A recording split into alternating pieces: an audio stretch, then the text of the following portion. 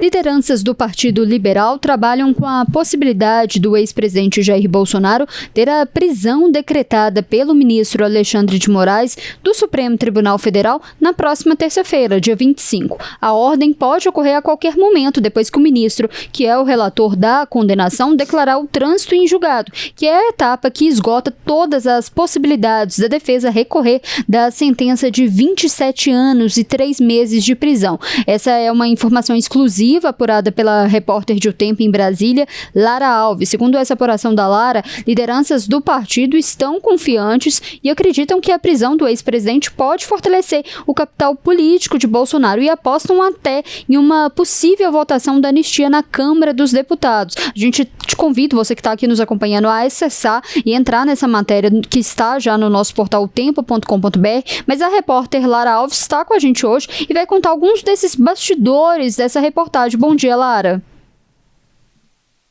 Bom dia para todos que estão conosco. Pois é, as lideranças do Partido Liberal trabalham com a real possibilidade de decretação da prisão do ex-presidente Jair Bolsonaro já na terça-feira pelo ministro relator da ação penal, o ministro Alexandre de Moraes do Supremo Tribunal Federal. Essa possibilidade foi discutida em reuniões com o presidente do PL, Valdemar Costa Neto, entre segunda e terça-feira, em que ele esteve com algumas dessas lideranças do partido ali no espaço legislativo, principalmente na Câmara dos Deputados. Então, de fato, existe essa possibilidade de uma decretação para início do cumprimento imediato da sentença de 27 anos e 3 meses de prisão, já na terça-feira. Ontem eu conversava com o nosso colega e setorista de judiciário, repórter Gabriel Ferreira Borges, sobre quais são as possibilidades e as próximas etapas desse processo que teve publicado ontem,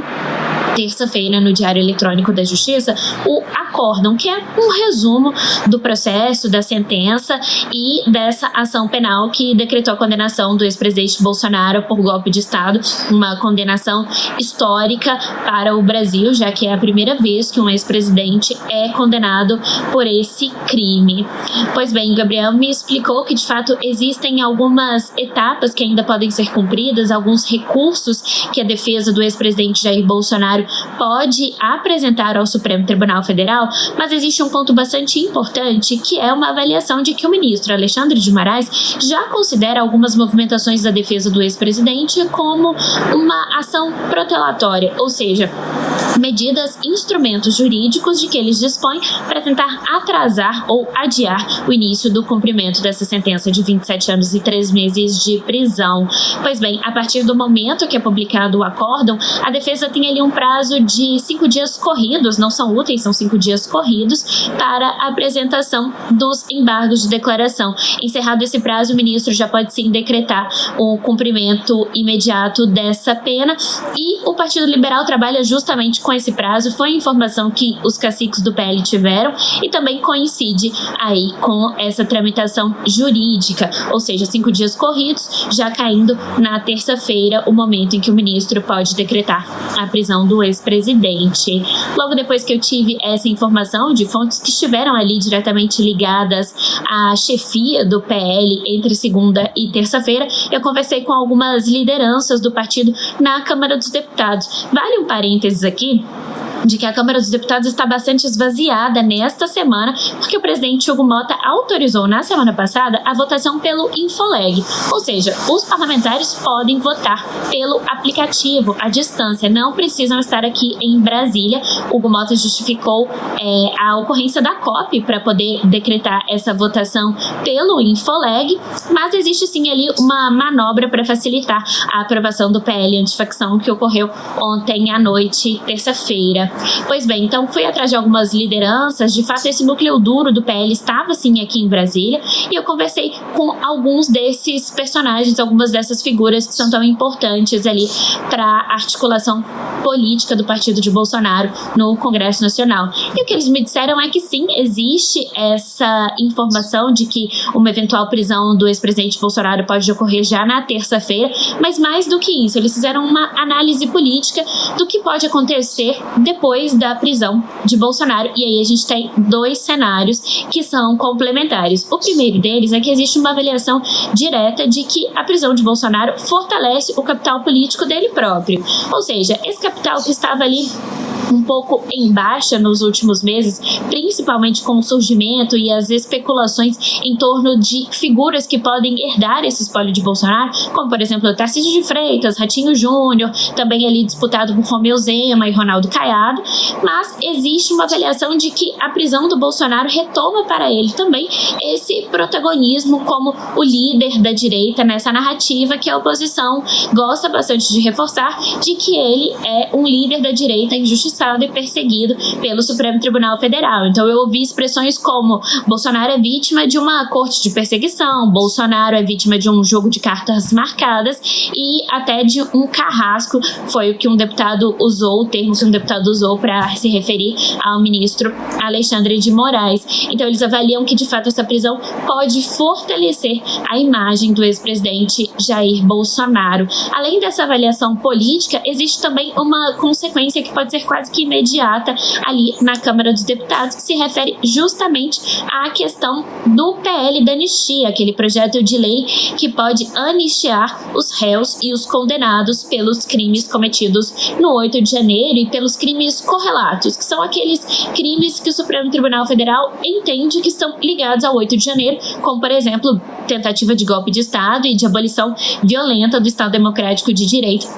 que foram dois dos crimes atribuídos ao ex-presidente Jair Bolsonaro e que também justificam essa pena alta aplicada pelo Supremo Tribunal Federal. Esses parlamentares ali da Câmara avaliam que a prisão de Bolsonaro pode fortalecer e retomar esse discurso do PL da anistia na Câmara, aumentando, portanto, a pressão sobre o presidente Hugo Mota para que ele paute para a votação. E aí, um outro parênteses importante é que no início do mês, o jornal Tempo noticiou com exclusividade também que o relator do PL da anistia, o deputado Paulinho da Força de Solidariedade de São Paulo, e também outras figuras da oposição foram procuradas pelo presidente Hugo Mota, que sinalizou sim uma possibilidade de votação desse relatório ainda no mês de novembro. Então, a prisão do Bolsonaro fortalece ainda mais esse discurso da anistia, e aí a gente vai ter uma manobra, uma briga ali entre relator, base e oposição. Na verdade, a proposta de Paulinho da Força não agrada a nenhum dos lados. Ele propõe um PL da dosimetria para reduzir as penas daqueles que já foram condenados. E aí o foco principal desse parecer, que ainda não foi apresentado, do Paulinho da Força, são aqueles réus que estiveram ali nos prédios públicos, nas invasões do dia 8 de janeiro, ou seja, não contemplaria o ex-presidente Bolsonaro. E o que a oposição quer é justamente uma anistia para Bolsonaro,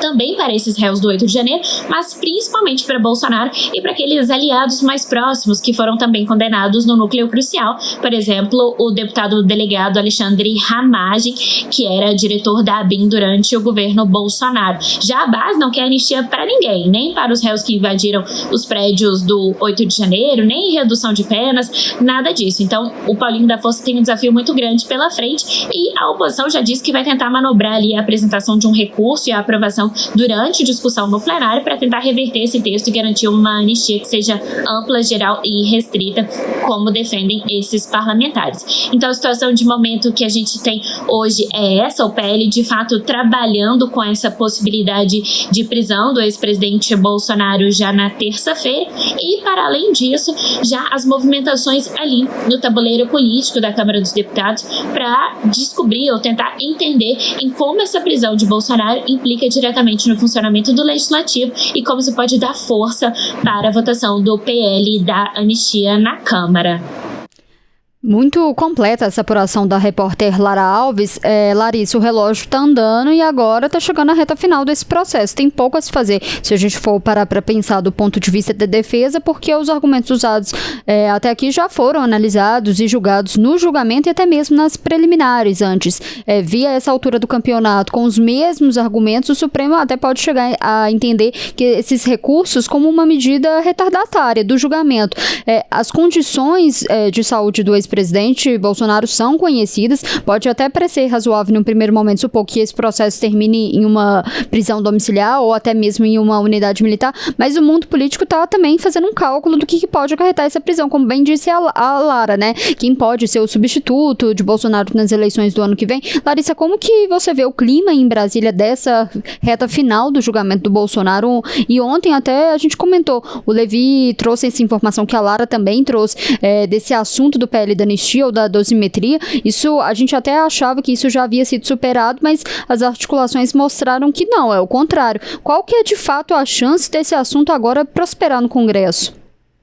Olha, Letícia, eu fico pensando que a gente está no fim de novembro, né? O Congresso tem menos de um mês de trabalho, se a gente pegar ali o recesso de fim de ano, vamos colocar aí um mês ainda de trabalho até, de fato, começar o recesso ali de fim de ano. E o Congresso também está envolvido com muitas questões consideradas mais urgentes, digamos assim, do que se a gente compara com o PL da anistia ou o PL da dosimetria, como é a própria questão envolvendo o PL antifacção. Né, a gente vai falar daqui a pouquinho dessa questão, mas a gente também tem base e oposição, ambas ali trabalhando, articulando em relação ao PL antifacção, e fico pensando como que eles vão se organizar, e coloco aí tanto a base quanto a oposição, questiono se eles vão ter forças, se eles vão conseguir se organizar o suficiente para atuar em tantas frentes, né? PL antifacção, a gente lembra que tem também a PEC, a proposta de emenda à Constituição da Segurança Pública, que está com o relatório previsto para ser apresentado em 4 de dezembro, depois dessa demora toda aí, dessa tramitação travada. Temos também outras questões, como a própria CPI do crime organizado, ou mesmo a CPI do INSS, que a gente lembra que também existe ali um embate, base e oposição, para tentar culpar ali, né, seja a atual gestão do governo federal, seja a gestão anterior, enfim. Fico pensando se base e oposição, de fato, se vão ter capacidade de organização para atuar em tantas frentes, quando a gente pensa na questão do PL da dosimetria. Esse assunto de fato tinha adormecido, né? Mas também já era esperado, Letícia e todo mundo que nos acompanha, que em algum momento ele fosse retomado, ele ganhasse algum tipo de destaque, e diante aí dessa proximidade, né, digamos, do fim dos prazos de apresentação de novos recursos e a possibilidade de que o ministro Alexandre de Moraes determina ali o início do cumprimento dessas penas do núcleo 1 da trama golpista, havia também, era de se esperar que esse tema voltasse à tona como voltou. Questiono só se o base e a oposição vão ter forças o suficiente para atuar também nessa frente nesse momento, e tendo em vista que o Congresso trabalha aí mais um mês e já vai entrar no recesso, e aí como é que fica toda essa discussão para o ano que vem, que já é um ano eleitoral. Então, faço essa reflexão, Letícia.